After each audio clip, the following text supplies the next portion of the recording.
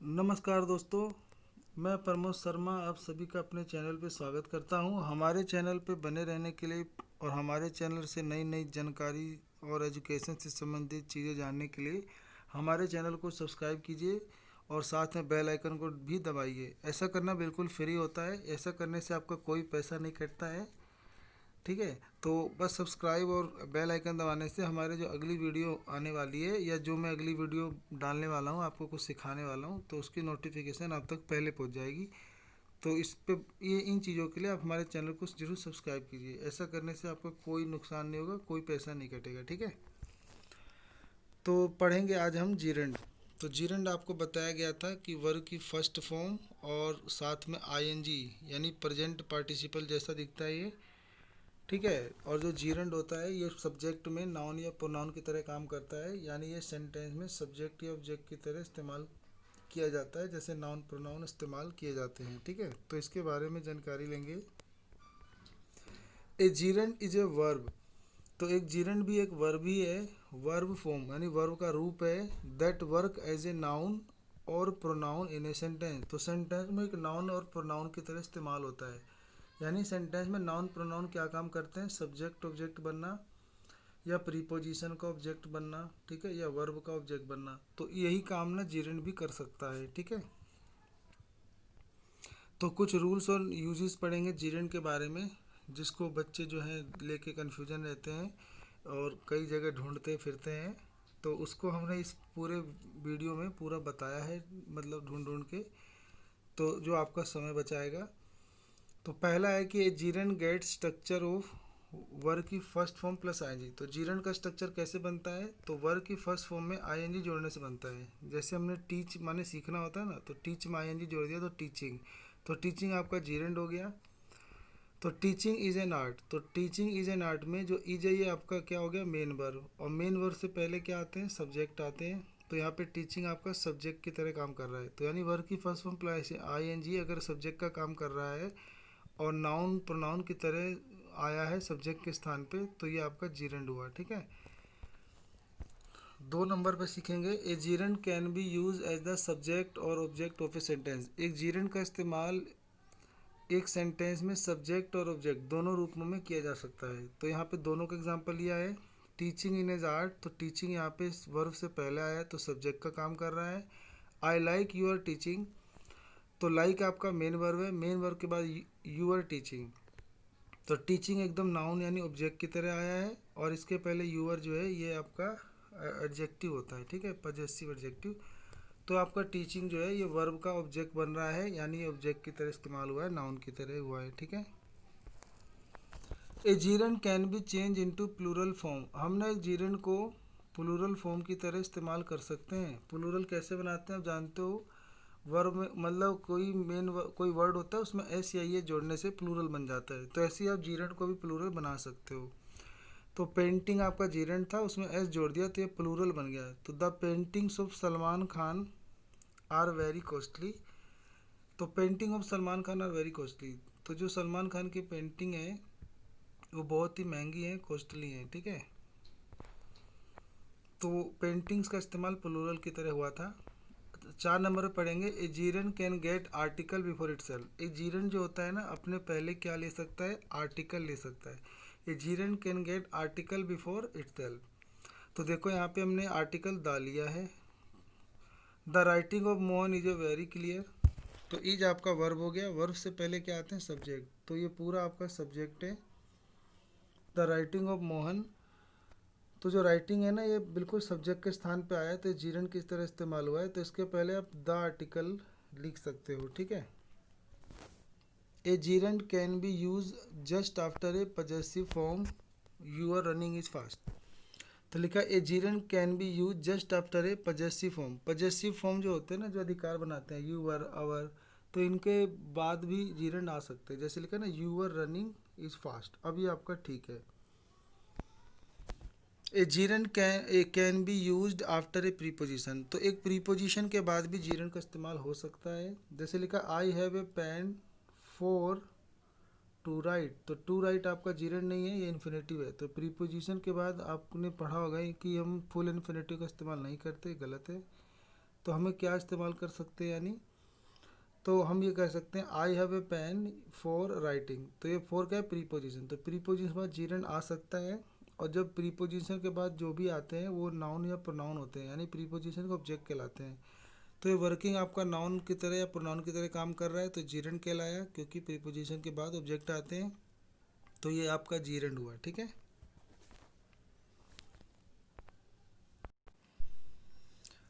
अगला है 7वां रूल कि बाय प्लस जीरन के बाय के बाद जैसे जीरंड हो तो come to show the process of an action.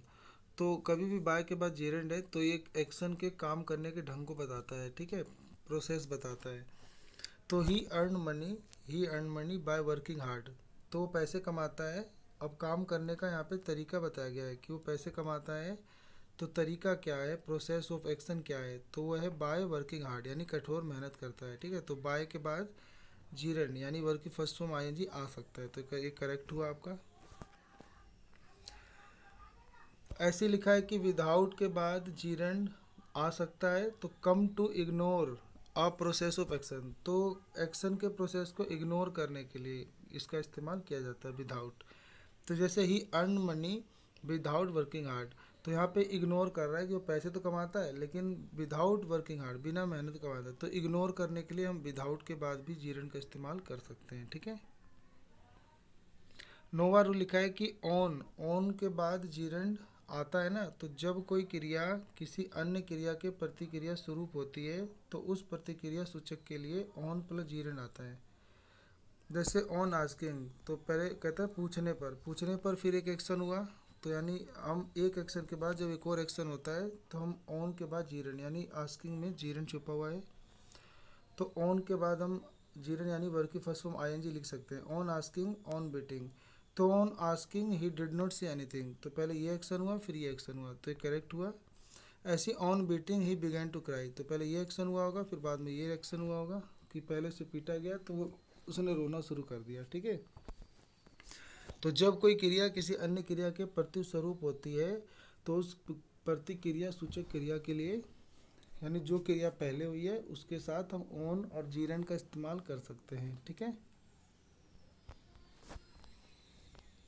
यदि वांट अथवा नीड से किसी व्यक्ति को मतलब किसी वस्तु को किसी एक्शन की आवश्यकता पड़ जाए तो वांट या नीड के तुरंत बाद जीरन आता है। जैसे द फैन वांट रिपेयरिंग। तो फैन क्या होता है, एक वस्तु होती है। अब वस्तु को किसकी ज़रूरत है, तो रिपेयरिंग की ज़रूरत है। तो आपका यहाँ पे बीच में क्या आया, वांट आया। तो वही कह रहा था ना, यदि वांट या नीड से किसी वस्तु को किसी एक्शन की ज़रूरत पड़ जाए, यानी इस वस्तु को किसी की ज़रूरत है, यानी रिपेयरिंग की ज़रूरत है, तो वांट या नीड के तुरंत बाद जीरन आता है। तो द फैन वांट्स रिपेयर नहीं रिपेयरिंग आएगा, क्योंकि वांट के बाद हम जीरन लिखते हैं, तो रिपेयर की जगह रिपेयरिंग लिख देंगे, करेक्ट हो जाएगा, ठीक है, ये करेक्ट है। ऐसी स्टॉप के बाद अगर कोई जीरन हो तो कम्स ये जब आता है तो if the movement of a non living thing stop, यानी कोई कोई वस्तु गति कर रही थी, नॉन लिविंग थिंग गति कर रही थी, उसके रुक जाने को, किसी चलती हुई मतलब कोई नॉन लिविंग थिंग चल रही थी उसके रुक जाने को बताने के लिए स्टॉप के बाद जीरन लिखते हैं। जैसे द फैन स्टॉप्ड, तो फैन क्या होता है, एक नॉन लिविंग थिंग होता है और इसके रुक जाने के बारे में बता रहे हैं, और मूवमेंट यानी गति के बारे में बता रहे हैं।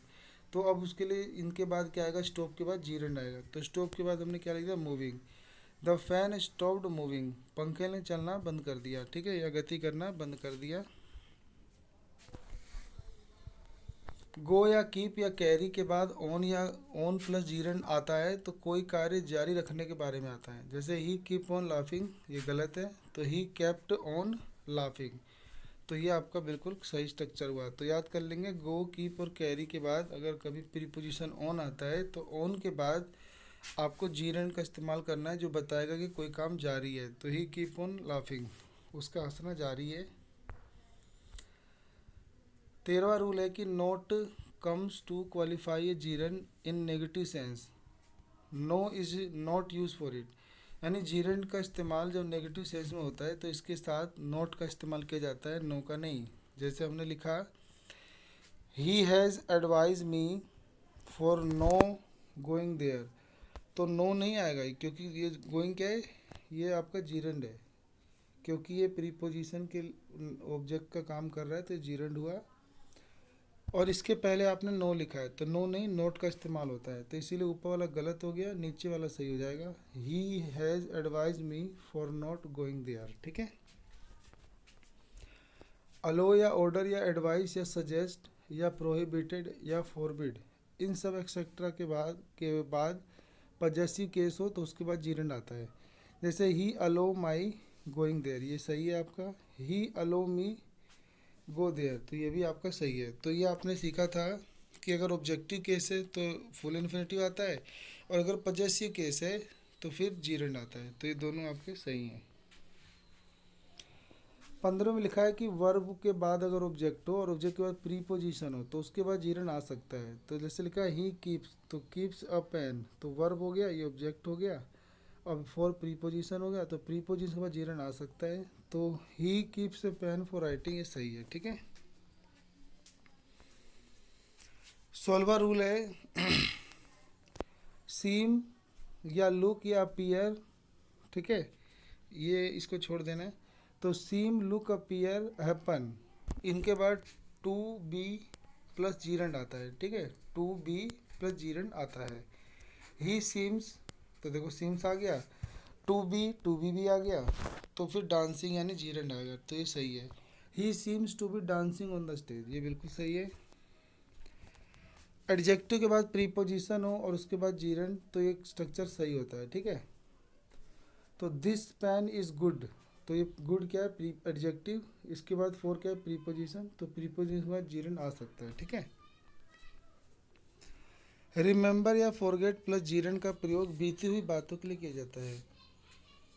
जैसे आई फॉरगेट, फॉरगेट आ गया, फॉरगेट के बाद देखो जीरंड यानी ब्रिंगिंग आ गया। ठीक है, वर्ब प्लस आईएनजी क्या होता है, जीरंड, क्योंकि ये वर्ब का ऑब्जेक्ट की तरह आया है। I forget bringing your notebook, तो ये आपका करेक्ट है, क्योंकि ये आपका क्या है, फॉरगेट एक वर्ब हो गया या रिमेंबर वर्ब हो गया, इसके बाद जीरंड आ सकता है, और ये बीती हुई बातों के लिए किया जाता है। अभी बोले I forget bringing your notebook, मैं तुम्हारा नोटबुक लाना भूल गया। ठीक है, तो बीती हुई बातों के लिए होता है।